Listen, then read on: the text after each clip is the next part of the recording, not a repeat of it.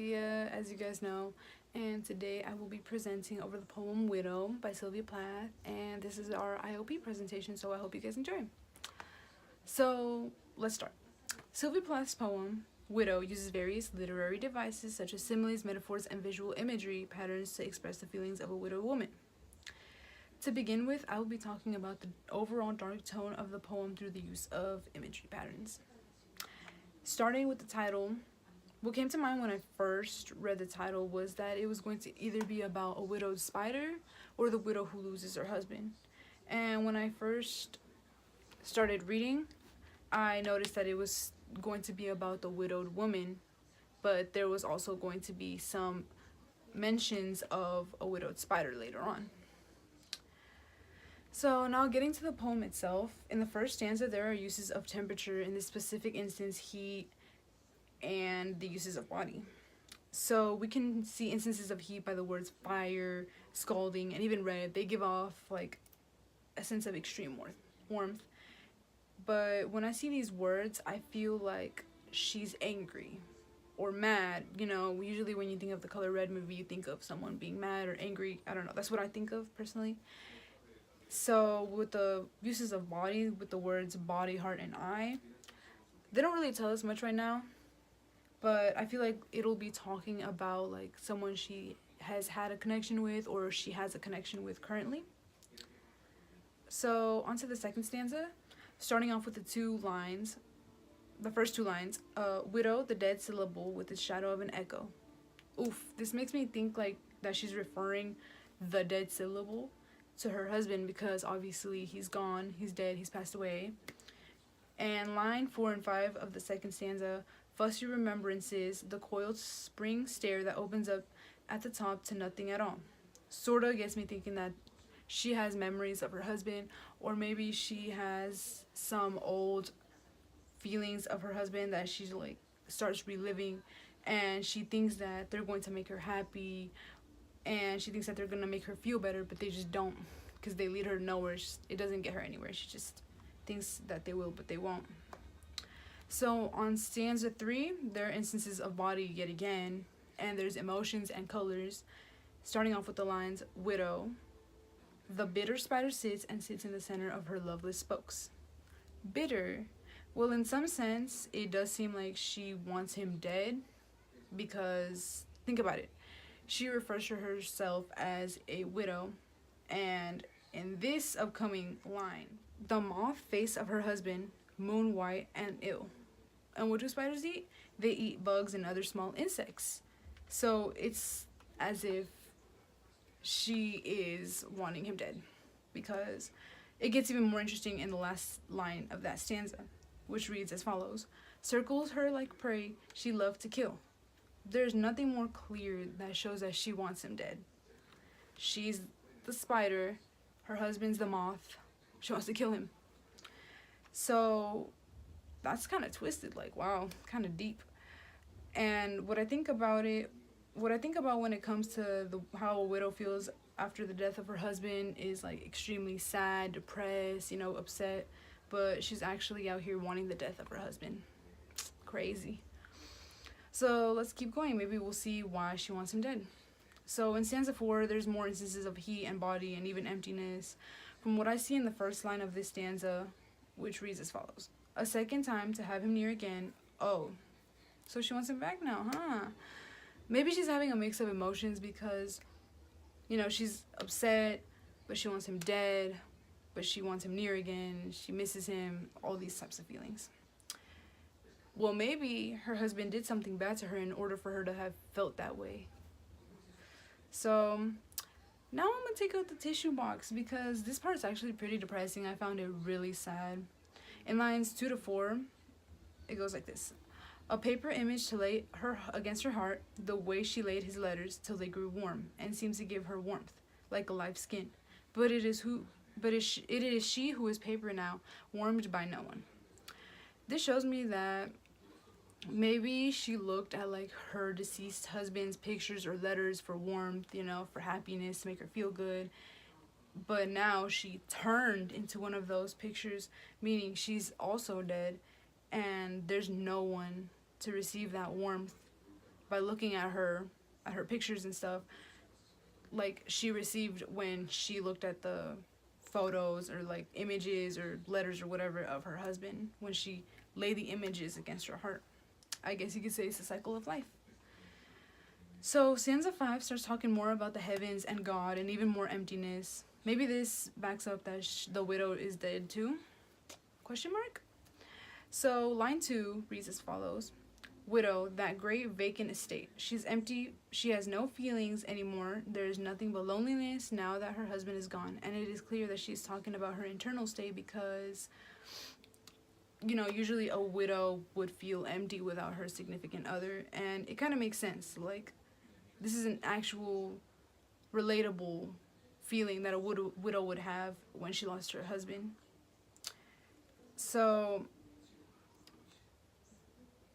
the rest of the lines in that stanza talk about God's promises. I'm not gonna lie, when I read this, I didn't really understand how to like dissect it and like analyze it. But I'm pretty sure she's talking negatively about God because she says that God's voice is full of draftiness and that he promises a whole bunch of things. And the last lines read as follow: no bodies singing like arrows up to heaven. What I picked up from that was maybe the no bodies are spirits rising up to heaven because, you know, arrows rising up to heaven, possibly. Now on to stanza 6, there's a lot of mentions of nature, specifically with trees, and more references to her possibly being dead. Because the first through third line of the stanza read as this. Widow, the compassionate trees blend in. The trees of loneliness, the trees of mourning, they stand like shadows about the green landscape. Maybe this signifies that some widows may feel compassionate, others may feel mournful, or others may feel lonely after the death of their husband. And this is backed up by the last line of the stanza, which read, a widow resembles them, a shadow thing. Or maybe this could mean that they're nothing but spirits in their lonely world because, you know, widows are lonely after their husband dies and they just feel like they are lonely spirits. So this continues on to stanza 7, where there's mentions of soul multiple times. Like, I like the first line, it's really sweet. Hand holding hand and nothing between. Maybe it means that her and her deceased husband are holding hands and there's nothing in the way to get in the way of them doing so. Even if he's gone physically, she still has him internally and emotionally, you know. And I feel like that's one of the main themes of the poem. You know, she has him spiritually, maybe not physically, but spiritually. And I think that there's mentions of soul a lot because, you know, when you think of a dead person, you think of their soul. Like, there's mentions of a soul passing another soul, which could mean that someone who is actually dead, which is the bodiless soul, which is the widow's husband, could pass another soul, which could be the widow because she's still alive. But she's not connected to the real world and is more connected to the other side, which is death. So the last and final stanza describes about the fear that a widow has after the death of her husband. So the first 2 lines read as this. That is the fear she has, the fear his soul may be and be beating her dull sense. She fears of what her husband may be going through. Maybe eventually he isn't going to be able to have contact with her. And he isn't going to be able to have that connection like he used to with her. And maybe she fears that it's all going to go away and he's going to be blinded to all but the gray, spiritless room, as is stated in line 3 of that stanza. But the stanza ends with, that it looks in on and must go on looking in on. So basically, I feel like it's saying life must go on. He's going to go his way. She's going to go her way. And yeah, that was my analyzation. Hi, my name is Alejandro, and I will be talking about the literary devices such as similes and metaphors and how they are important in the poem. Starting off with the title, Widow. Like Sophia said, I thought that Widow was going to be either about a widow spider or a widow who had lost her husband.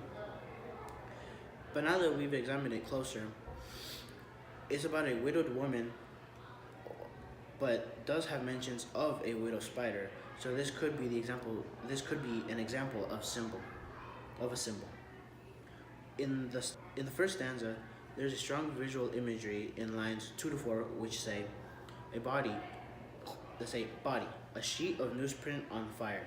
Over the scalding red topography, you can literally picture paper on fire. This adds to the poem because it shows that maybe the newsprint or letters she is talking about are pieces of writing that she once cared for, but has since then had a change of view on them. Maybe something caused her to burn these pieces of writing. Lines 4 to 5 over the scalding red topography that will put her heart out like an only eye. Consider simile, and could signify that maybe just by watching the newsprints on the fire is a form of relief or for her, like she had to do that in order to feel better. In the second stanza, there isn't many examples of literary devices, but as mentioned in lines 4 to 5, Widow seems to have continuous old memories of her husband, but they don't get her anywhere, and seem to only make it worse. This could be part of the depressing tone seen throughout the poem. In the third stanza, I noticed that there was a pattern of parallelism. Up to this point, each stanza begins with widow, and it continues throughout the poem. The word widow has been used in context of the widow who lost her husband, but it is until this stanza that is shown that widow is used as a symbol / metaphor. It is mentioned that in lines 1 through 2, the bitter spider sits in the center of her loveless spokes. This refers to her web. Then she talks about her husband being the prey. She loved to kill, which adds more to the spider concept. There is a metaphor in line 3 of this stanza that reads as follows. Death is the only dress she wears, her hat and collar. I think that this stands for her being closely connected to death, that she associates with it throughout herself. Another metaphor in the stanza is found in line 4, where she describes the moth-faced of her husband. The moth-faced of her husband, he is being compared to the winged insect, as the widow is the spider, which leads up to the last line of the stanza. Circles her like a prey she loved to kill, which is a simile that compares the husband to prey. In the fourth stanza, there is a simile in line 4, which reads, and seemed to give her warmth like live skin. This means that the widow is saying the letters that her husband had given her gave her a sense of warmth or comfort. Like skin on a living person is generally warm. I think that the tone is revealed in this stanza, where she mentions that she who is paper now is warmed by no one. The last line of the stanza is depressing in the sense that she no longer has someone to love her, leaving her to be alone. Stanza 5 shows an example of auditory.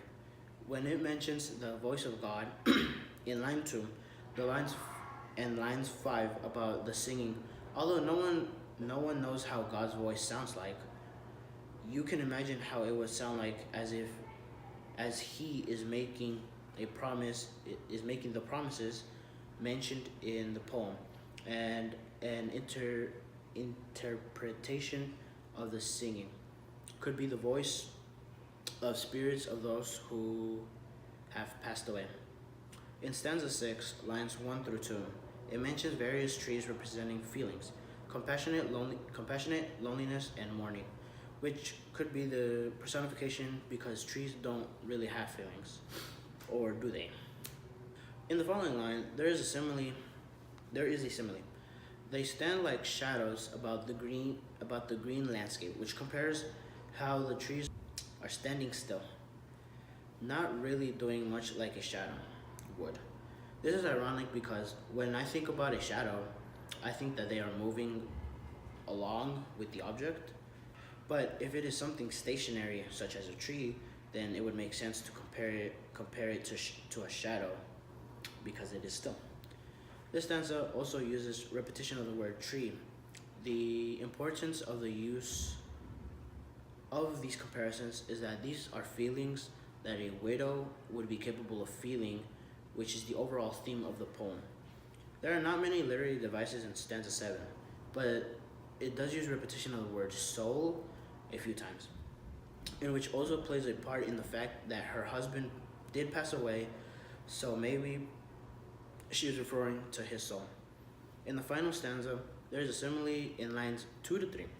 His soul may beat and be beating at her dull sense like blue Mary's, angel dove-like against a pane. Compares the deceased man's soul's state to Blue Mary's angel, which is described as dove-like, which I think of as peaceful. But he seems to be impatient as he is beating against the pane, which is confirmed in the last line of the stanza. It looks in on and must go on looking. He eventually moved on. The end, compadre.